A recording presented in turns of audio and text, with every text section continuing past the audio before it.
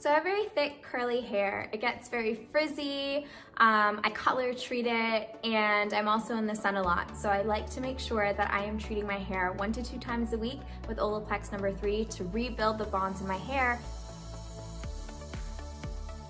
You don't want it to be dripping wet, but a nice damp canvas will ensure that you can saturate the No.3 properly. So there we have it. I probably used about 1/4 of the bottle.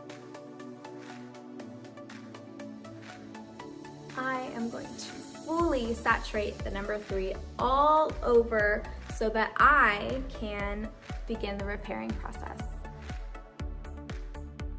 What it does is relink those broken bonds in your hair. Those bonds are broken when you chemically treat your hair, when you style your hair thermally, mechanical damage such as using a brush, or environmental damage. By using Olaplex No.3 Hair Perfector, you can relink those bonds together and create healthy hair. My hair feels so bouncy, healthy, soft, strong. My curls are completely defined, which is just the opposite of how I began.